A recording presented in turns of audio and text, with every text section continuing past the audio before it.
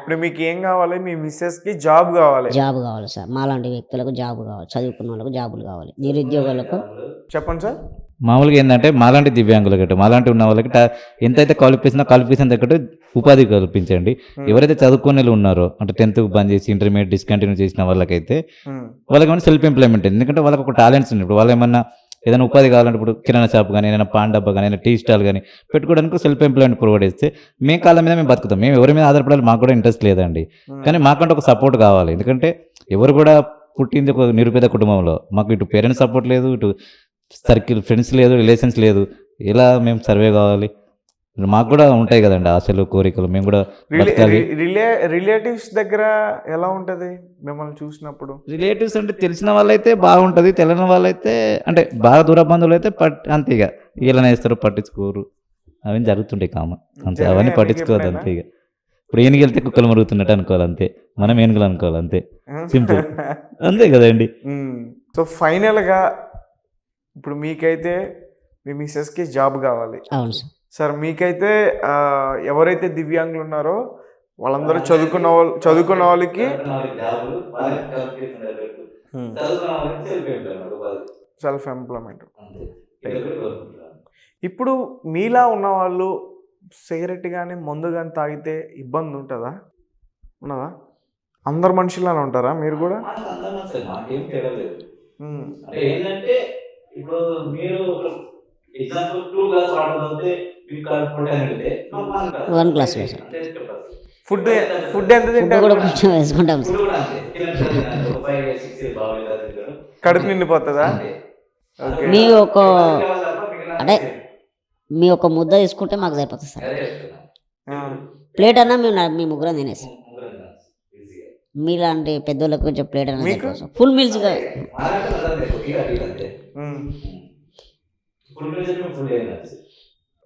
Full meals అయితే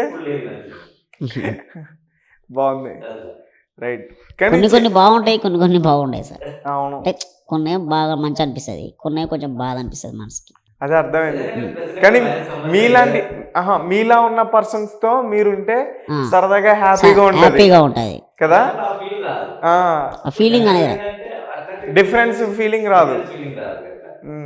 ఇప్పుడు నాలంటే వచ్చి నుంచున్నాడు అనుకో, అమ్మో ఈడు చూడు హైట్ బిల్డప్ చేస్తున్నాడు మన దగ్గర. ఎప్పుడన్నా మూవీస్ లో అలా ఆఫర్స్ వచ్చాయండి చేయడానికి? వచ్చాయా? చేశారా? ఏ సినిమాలో చేశారు? కంత్రీలో చేసాము, యమదొంగ, నక్ష, బురడి, ఒక 2 ఆర్టిస్ట్ మీరైతే. అన్నయ్య కూడా అన్నగారు చేశారు. చేసాం సార్. ఏదో ఒక డైలాగ్ చెప్పండి.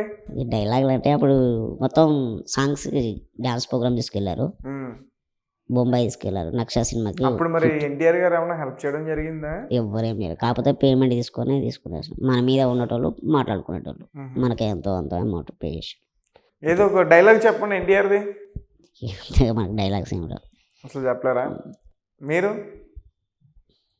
ఎందుకు? ఓకే, సందర్భం కాదా? రైట్. మీరు సినిమాలు చూస్తారమ్మా? తీసుకెళ్తున్నారా సినిమాకి? ఇంతవరకు వెళ్ళలేదు సార్. ఇంతవరకు వెళ్ళలేదా? అంటే కరోనా టైం సార్, మాది మ్యారేజ్ అయింది అలా. కరోనా ఇప్పుడు లేదు కదా.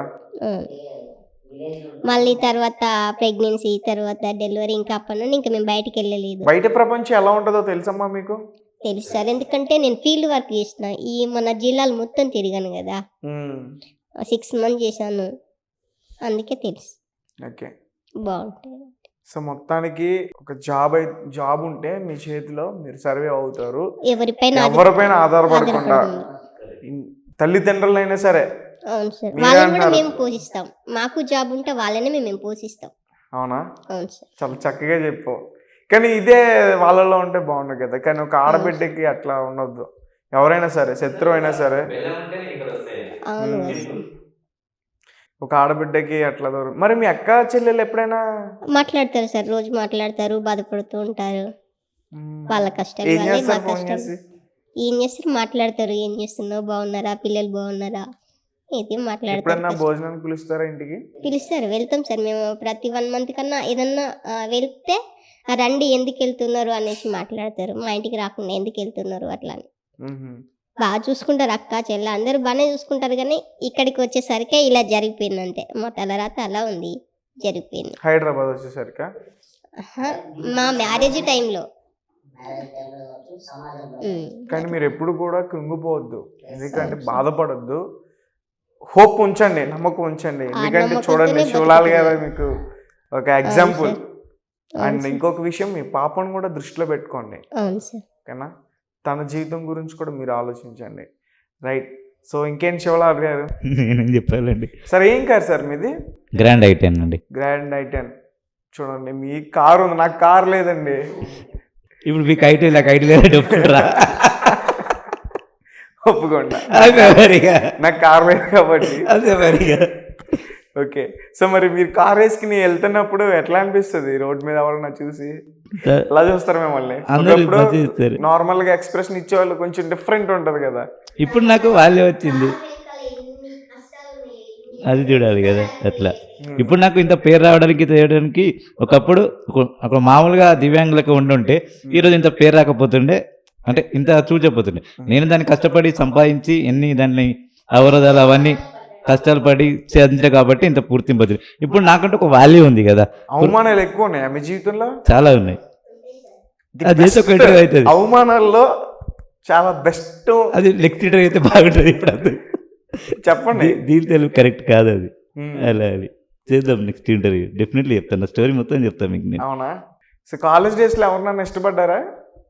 మమ్మల్ని ఎవరు ఇష్టపడతారండి? అందరికి ప్రభాస్లో, అల్లు అర్జున్లో కావాలి, మహేష్ బాబులు కావాలి, బాలంటిలో ఎవరు ఇష్టపడతారండి? అదిగో మళ్ళీ అలా అంటున్నారు. ఉన్న రిజర్వ్ అది. ఇప్పుడు సరే సింపుల్ తేజ గారు మిమ్మల్ని ఒక డౌట్ అడుగుతా, మీకు ఎలాంటి అమ్మాయి కావాలి చెప్పండి, సింపుల్గా చెప్పండి. ఇప్పుడు మీకు ఎట్లా తమన్నా, అంటే రకుల్ ప్రీత్ సింగ్? నాకు ఈ రోజుల్లో అందంగా ఉండాలి, హైట్ ఉండాలి, అవి ఏం లేవు, అర్థం చేసుకుంటే చాలు. సరే, అది మీ మెంటాలిటీ. జెన్యున్గా సైకలాజికల్గా మీలాంటి అబ్బాయికి ఎలాంటి అమ్మాయి కావాలి చెప్పండి. కలర్ ఉండాలి, హైట్, పర్సనాలిటీ, అవునా? అందరికీ ఇప్పుడు అమ్మాయిలకి ఎట్లా మహేష్ బాబు, ప్రభాస్ అట్లా ఉంటారు, మీలాంటి అమ్మాయిలకి తమన్నా, రకుల్ ప్రీత్ సింగ్, ఇప్పుడు వచ్చిన పూజా హెగ్డే, లేటెస్ట్ హీరోయిన్స్ ఎవరెవరు ఉన్నారో, శ్రీలీల, సంథింగ్ అలాంటి వాళ్ళు కావాలి. దొరుకుతారా? ఉన్నారు అట్లనే అల్లలు ఊహించుకుంటారు.